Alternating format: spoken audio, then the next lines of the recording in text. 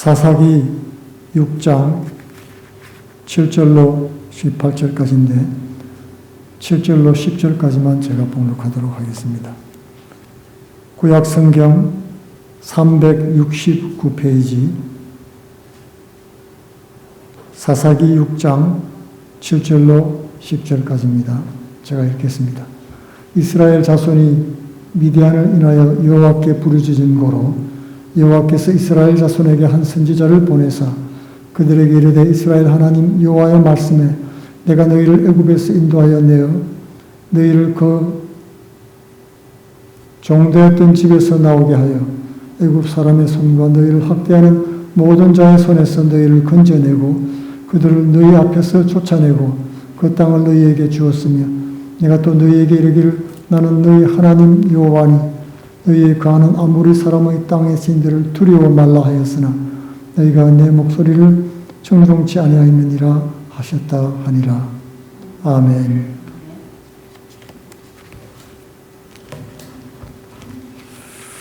오늘은 이 본문 말씀을 통해서 영적 전쟁 사사기 두 번째 시간을 갖도록 하겠습니다.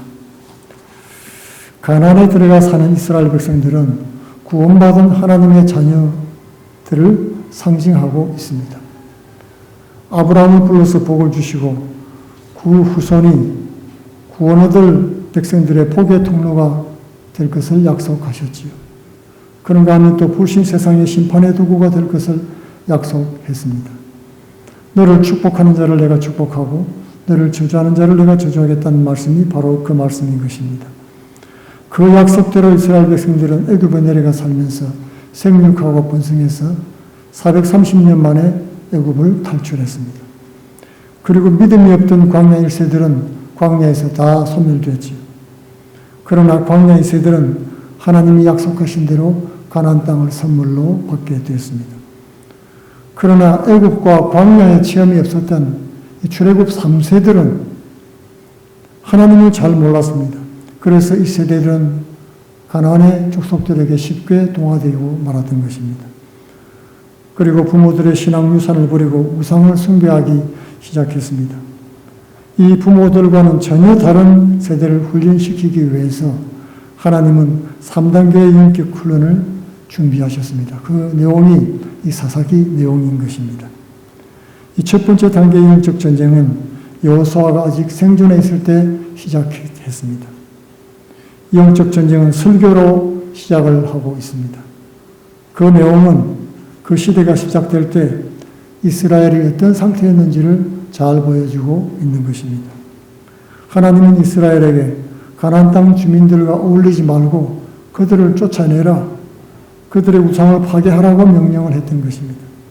하지만 이스라엘 백성은 하나님 명령에 완전히 순종하지 못했지요. 유다도 에브라임도 므낫세도 가나안인을 쫓아내지 못했습니다. 여호수아가 늙었을 때 그 사실을 지적했습니다. 그러면서 그들과 혼인하지 말고 그들의 신을 섬기지 말라고 경고했던 것입니다. 이것이 사사시대의 모든 문제의 원인이 되었기 때문에 그런 것입니다. 첫째 설교의 결론은 이것입니다. 함께 사는 가나안 사람들이 이스라엘의 가시가 되고 그 신들이 너희들에게 올무가 되어 찾아올 것이라는 것입니다. 그 일로 인해서 이스라엘에 고난이 있게 될 것을 경고했던 것입니다. 첫 번째 설교를 통해서 경고를 한 후에 1단계 영적 전쟁이 시작됐습니다. 1단계 전쟁의 목적은 이스라엘의 영적 패배한 것은 하나님의 뜻이 아니었다. 그리고 그것 때문에 고통이 따라온다는 것을 가르쳐주는 것이었습니다. 이 첫 단계의 특징은 처음부터 끝까지 이스라엘이 영적 전쟁에서 패배했다는 것입니다. 사단의 지배를 받으면서 우상을 숭배했습니다. 우상 숭배에서 벗어나지 못하고 벗어나려고 노력조차 하지 않았던 것입니다. 그들은 이름만 하나님 백성이지 삶은 불신자와 다를 것이 전혀 없었습니다. 그래서 하나님은 고난을 보내어서 그들의 현 상태가 죄인이라는 것을 가르쳐 주고자 원하셨던 것입니다. 이것이 1단계 영적 전쟁의 목표였습니다. 다른 민족들로부터 4번의 고난을 겪게 되는데 메소포타미아로부터 공격을 당하고 모압, 블레셋, 가나안의 침략과 핍박을 받는데 그때마다 하나님 보내신 특별한 사사를 통해서 구원을 받게 됩니다. 그런데 이 기간 동안의 특징은 이스라엘에게 하나님이 주시는 말씀이 전혀 없다는 것입니다. 아무 설명도 없습니다. 그냥 갑자기 고난과 징계가 찾아옵니다. 그리고 고통 가운데 하나님께 부르짖고 찾으면은 그때마다 하나님이 나타나서 구원해 주시는 것입니다. 이 비슷한 상황이 4번이나 계속해서 반복됩니다. 이제 이스라엘 백성은 서서히 깨닫기 시작합니다. 뭔가 자신들에게 문제가 있구나 하는 것을 스스로 느끼게 되는 것입니다. 그리고 이런 고난들이 왜 반복되는지 진지하게 돌아보게 되면서 이제 신앙이 성숙해가는 모습을 볼 수 있는 것입니다. 아직 어린 나이나 우리 자녀들도 마찬가지죠. 티네이저 때 우리 자녀들 한번 생각해 보십시오. 얼마나 말을 안 듣습니까? 부모님 훈계나 충고는 전혀 먹혀들지 않습니다. 옛날 내가 네 나이 때는 광야에서 살았어. 배가 고플 때 정말 간절히 하나님 앞에 기도했지. 그랬더니 만나를 주시고 메추라기로 먹여주셨어. 목말라 죽을 뻔했을 때 하나님께서 반석에서 생수를 두드려 먹고 살았지. 너희들은 정말 편하게 사는 줄 알아야 돼. 집도 있고 우물도 있고 농사지을 밭도 있고 과수원도 있고 부족함도 없지 않느냐. 그러니 감사하면서 살아야 돼. 아무리 얘기해봐도 잔소리로밖에 안 들리는 것입니다. 가나안 족속들과 비교해보니까 우리는 그냥 산골 촌놈에 불과합니다. 가나안 족속들은 비옥한 평야에서 살고 있습니다. 물을 끌어들여서 넓은 밭에 농사를 해서 물산이 풍성합니다. 목축도 크게 하고 짐승과 젖과 기름이 풍성합니다. 그리고 치즈와 버터도 만들어 먹고 금포도떡도 만들어 먹습니다. 그런데 이스라엘 족속들은 가나안 족속들이 사람이 별로 안 사는 산골짜기에 자리 잡고 살았죠. 초기에는 그랬습니다. 평야에 자리 잡은 도시국가와는 비교도 안 되게 가난하게 보였던 것입니다. 자신들이 보고 듣는 것이 있는데 부모의 말을 듣지 않는 것입니다. 그럴 때는 말이 필요 없죠.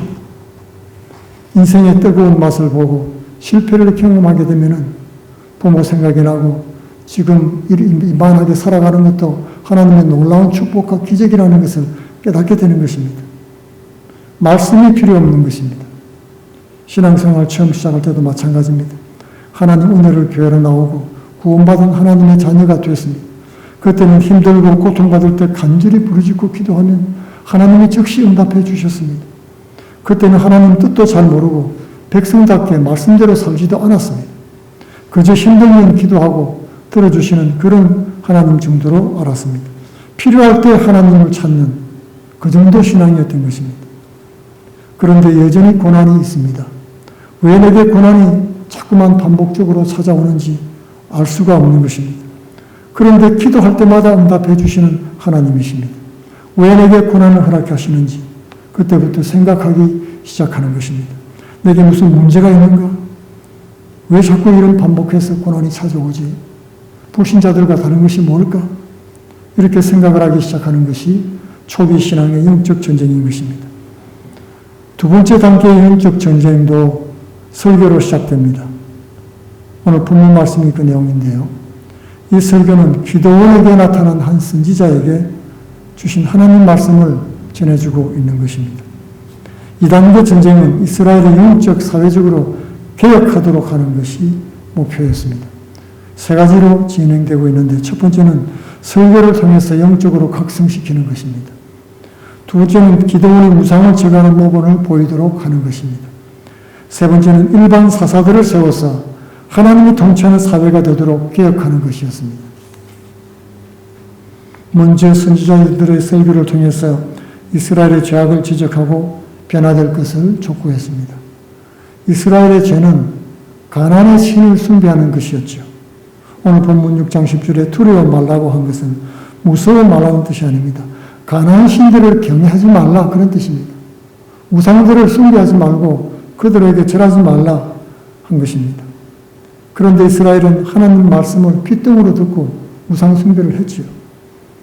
왜냐하면 영적 전쟁에서 패배했기 때문에 나타난 현상인 것입니다. 선지자는 이것이 이스라엘의 죄라고 선포했습니다. 영적 전쟁의 패배가 고난을 불러왔다는 것입니다. 이제까지는 이유를 몰랐는데 이제는 너희들의 그런 고난이 영적으로 패배하고 하나님 말씀에 순종치 않았기 때문에 왔다는 것을 알려주시는 것이죠. 미디안 족속의 압제와 수탈이 극심했기 때문에 이 선지자의 설교가 특별히 마음에 와닿았습니다. 성도님도 그렇지 않습니까? 잘 나갈 때는 말씀이 귀에 안 들어옵니다. 그러다가 계속해서 어려움이 생기고 마음이 간절해지면 말씀이 귀에 쏙쏙 들어오게 되는 것입니다. 은혜를 받게 된다는 말씀입니다. 선지자의 설교 후에 기드온은 천사를 만나서 은혜를 받았습니다. 천사는 기드온에게 이스라엘을 구원하라는 하나님의 메시지를 알려주었습니다. 그때 기드온은 물었습니다. 이스라엘이 고난받는 이유가 하나님이 우리를 버려서 그런 거 아닙니까? 그 대답은 이미 설교 안에 다 있었지요. 하나님이 이스라엘을 버린 것이 아니라 이스라엘이 하나님을 버리고 우상을 숭배했기 때문이다. 이스라엘이 변화되고 개혁되기 위해서는 이제는 영적 전쟁에서 싸워서 이겨야 한다는 것을 말씀해 주고 있는 것입니다. 하나님은 기드온에게 이스라엘을 구하기 전에 먼저 해야 될 일이 있다고 가르쳐 주셨습니다. 그것은 먼저 자기 집의 우상을 제거하는 일이었습니다. 설교를 듣고 마는 것이 아니라 설교를 듣고 은혜 받았으면 이제 어떻게 반응해야 될 것을 기드온을 통해서 알려주시기를 원하시는 것입니다. 기드온아, 내가 먼저 모범을 보여주어라. 선지자의 설교를 듣고도 아직 대부분의 백성들은 우상을 버릴 준비가, 마음의 준비가 되어 있지 않았습니다. 기드온이 이스라엘 구원자로 쓰임받기 전에 자기 집 우상부터 먼저 제거하고 모든 백성의 모범이 되어야 했던 것입니다. 이렇게 2단계 영적 전투는 초보의 영적 단계와는 전혀 다른 모습을 보여주고 있습니다. 우상을 제거함으로 지금까지는 우상 숭배를 부추기던 사단과의 싸움에서 늘 패배하기만 하던 그런 이스라엘 백성들이 아닙니까? 그러나 이제부터는 영적 전쟁에서 이길 수 있고 또 반드시 이길 것이라는 확신을 심어주고 있는 것입니다. 초보 신앙일 때는 설교가 잔소리처럼 들립니다. 무슨 말인지 하나도 먹히지가 않습니다. 그러나 고난을 당해서 마음이 열려지면은 이제는 말씀을 듣고 우상을 부리는 도전에 순종하게 됩니다. 그럴 때 기적을 체험하게 되는 것입니다. 그러나 기드온이 우상을 제거하는 것은 쉽게 결단할 수 있는 일이 아니었습니다. 목숨을 걸어야 되는 일인 것입니다. 그래서 천사가 나타나서 용기를 북돋워 준 것입니다.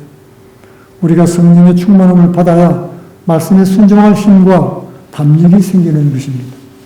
예수께서도 십자가 지시기 전에 겟세마네 동산에서 피 같은 땀을 흘리면서 기도하셨습니다. 그때 천사가 나타나서 힘을 돋우었던 것입니다. 목숨을 던져서 사명을 감당할 때는 성령의 능력이 필요합니다. 우리 힘으로 감당할 수 없는 것입니다. 하나님은 네가 네 힘으로 한번 해보라고 한 것이 아닙니다. 이 팔의 힘을 의지하라고 했지만은 뒤에서 기도하고 성령의 능력을 힘입어서 싸워 이긴 것입니다. 천사는 기드온을 큰 용사여라고 불러주고 표적도 여러 번 보여주면서 확신을 심어주었습니다. 기드온이 용기를 가지고 우상을 제거하도록 도와주신 것입니다. 하나님은 우리를 도우시는 분이십니다. 결국 기드온은 밤에 가서 우상 단지들을 다 깨부수었죠. 감히 백주 대낮에는 행하기가 담력이 없었던 것입니다. 우상을 깨뜨리기가 얼마나 집요하고 어려운지 잘 보여주고 있습니다. 방해자를 피하기 위해서 밤을 택했을 수도 있습니다. 우리 마음에 스며 들어와서 우리의 정신을 장악하고 있는 여러 다양한 우상들이 있습니다. 무엇이 우상인가 잘 알 수 있는 방법이 있습니다. 아주 쉽습니다. 우상들의 특징이 있기 때문에 그렇습니다. 그 첫 번째는 내가 아주 좋아한다는 것입니다. 내가 아침 저녁으로 생각하거나 말하거나 보고 듣고 쫓아다닙니다. 그것이 우상입니다. 그런데 우상의 두 번째 특징은 그것은 천국에 없을 가능성이 많습니다. 그렇지 않습니까? 천국에는 없는 것이 이 땅에 내가 좋아하는 것이 우상입니다. 성령의 9가지 열매가 있지요. 사랑과 희락과 화평과 오래 참음과 자비와 양성과 온유와 충성과 절제. 이런 것은 천국에 있을까요? 있지요. 성령의 열매는 영원히 우리가 천국에서도 따먹을 열매인 것입니다. 그러나 우리가 잠깐만 생각해 보면 내가 날마다 보고 듣고 말하고 추구하는 것이 천국에는 없으면 지옥에 있을 가능성이 아주 많습니다. 만약에 내가 그런 것들을 붙들고 있다면 속히 지옥으로 던져버리시기 바랍니다. 내가 붙잡고 있을 필요가 없습니다. 천국에 없는 것은 의미가 없는 것입니다. 천국에 있는 것은 무상이 아니고 우리에게 주어진 축복일 가능성이 많습니다.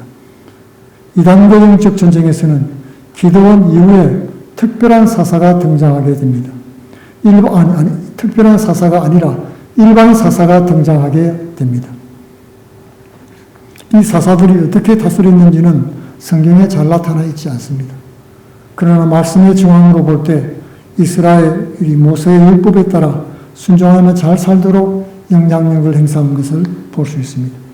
이 일반 사사들이 있을 때는 이스라엘이 악행했다는 말이 없어요. 그들이 죽자 이스라엘이 다시 악행을 했다고 기록하고 있습니다. 그러므로 이것은 이스라엘 백성 개인과 공동체가 이 일반 사사를 통해서 하나님의 통치를 받아들이도록 잘 지도했다는 것입니다. 쉽게 말하면 말씀에 집중함으로 따르도록 가르친 것입니다.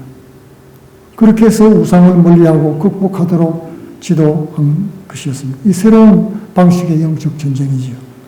우리가 교회에서 사단 마귀에 대해서 공부하는 것이 아니고 세상 돌아가는 얘기를 많이 하지 않고 말씀과 예수 그리스도에 관한 얘기나 제자의 삶에 대해서 집중하고 배우는 이유가 바로 여기에 있는 것입니다. 부정적인 얘기, 사단 마귀 얘기, 세상 얘기를 말하면 자꾸만 그것에 마음이 쏠리고 마음이 가고 우리의 관심을 집중하게 되고 우리의 신앙을 잃어버리기 쉽다는 것입니다. 그러므로 말씀에 집중해서 지도하고 지도를 받고 말씀을 묵상하고 말씀 따라 사는 그런 복된 여러분 되기를 바랍니다. 3단계 영적 전쟁이 시작될 때도 설교로 시작을 했습니다. 이 설교는 입다나 삼손이 등장하기 직전에 주어졌습니다. 블레셋과 암몬의 압제를 받은 이스라엘이 하나님께 부르짖자 응답해 주신 내용이었던 것입니다. 특이한 것은 이스라엘이 부르짖으면서 동시에 자신의 죄를 고백하고 있는 것입니다. 또 설교가 끝난 뒤에 보니까 자발적으로 이방신들을 제거하고 하나님을 섬겼다고 했습니다. 이렇게 이스라엘은 이제는 적과 전쟁을 치르면서 환난을 당해서 적을 맞이해서 전쟁을 치르면서도 스스로 영적 전쟁에 참여하고 있다는 것입니다. 이제는 안다는 거예요. 왜 내가 고난받는지. 내가 뭐 잘못했구나. 하나님 앞에 회개하고 하나님 도와주세요 부르짖고 그리고 잘못된 것에서 돌아서는 그런 모습을 보여준다는 것이죠. 이런 사실들을 볼 때 이스라엘이 영적으로 성장하고 있다는 것을 알 수가 있는 것입니다. 그럼에도 불구하고 전체적으로 볼 때 여러분 삼손의 시대를 우리 삼손의 스토리를 잘 알지요. 그 시대를 한번 생떠올리게 보시기 바랍니다. 이스라엘의 상황은 점점 더 악화되어 가고 있었습니다. 우상 숭배는 더욱 깊어지고 지파 간의 분열도 갈수록 심해졌습니다. 그러니까 그때뿐이었다는 겁니다. 잠시 그때 회개하고 그때 잠시 돌아서고 했지 전 사회적인 그런 영향력을 행사하는 그 변화의 모습은 찾아볼 수가 없었다는 것입니다. 밖으로는 이방 민족들이 더 무자비하게 이스라엘을 압제하기 시작했습니다. 이 3차 시기에는 사사들이 부분적으로는 성공했습니다. 그러나 전체로 볼 때 이스라엘은 여전히 패배했던 것입니다. 이스라엘 백성들의 모습이 어땠습니까? 삼손 시대에 적들의 보복이 두려워서 블레셋을 물리친 삼손을 잡아가지고 적들에게 갖다 바치지 않았습니까? 그러나 삼손과 입다는 각각 자신들의 불완전한 사명을 잘 감당을 했습니다. 삼손의 사명은 가나안 땅에서 이스라엘이 최소한도의 주권을 회복하는 데 있었던 것입니다. 삼손이 혼자서 그렇게 힘이 없었던 것은 후기 사사시대에 가나안에서 가장 큰 세력을 형성한 것이 바로 블레셋이었기 때문에 그렇습니다. 블레셋이 온 가나안의 패권을 장악한 국가였다는 것입니다. 그래서 이스라엘을 지배하고 다스렸습니다. 이스라엘은 우상 숭배자들과 오래 살다가 결국 그들의 종이 되고 말았던 것입니다. 이러할 때 삼손은 자신의 생명을 바쳐서 혼자 힘으로 이스라엘의 구원의 첫걸음을 내딛게 되었습니다. 늘 피해의식에 사로잡혀 있던 이스라엘 민족은 삼손을 통해서 용기를 얻기 시작했습니다. 아, 우리도 할 수 있구나.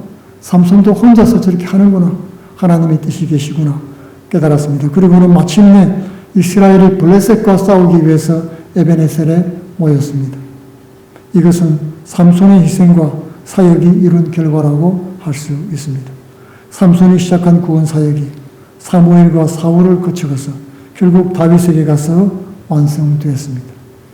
그리고 다윗의 법궤를 예루살렘에 모시고 솔로몬이 또 성전을 건축함을 통해서 영적 전쟁이 이스라엘의 승리로 끝나게 된 것입니다. 삼손은 단순히 혈육의 전쟁에서 이긴 것이 아니었습니다. 우상 숭배와 영적 전쟁에서 승리를 거둔 것입니다. 사사시대는 우상 숭배와 싸우는 영적 전쟁의 모델이었던 것입니다. 이 전쟁의 승리는 하나님 마음에 합한 다윗 왕이 성취했습니다. 다윗은 예수 그리스도의 모형입니다. 이처럼 참 왕이 되신 예수 그리스도는 인류의 오랜 영적 전쟁을 십자가로 승리하셨습니다. 오늘도 교회는 우상과의 영적 전투를 치르고 있습니다. 왕이신 예수님의 재림을 기다리면서 그리스도의 남은 전쟁을 싸워 이기는 열매 있는 천국 백성들 다 되기를 축원드리겠습니다. 기도하겠습니다. 고맙고 감사하신 아버지, 부족한 우리, 믿음 없는 우리들을 하나님 자녀 삼아주시며 오래 인내하시고 참으시고 우리를 훈련시키고 연단시키셔서 마침내 하나님의 자녀로 악한 사단과 이겨 승리하게 하시니 감사합니다. 이 모든 것이 하나님의 능력과 은혜로 된 것을 감사드립니다. 이후로는 믿음으로 살게 하여 주옵시며 의심구름이 물러가며 주의 말씀을 붙잡고 말씀 따라 순종함으로 악한 세대를 이기고 승리하는 주의 성도들 다 되게 하여 주시옵소서. 예수님 이름으로 기도합니다. 아멘.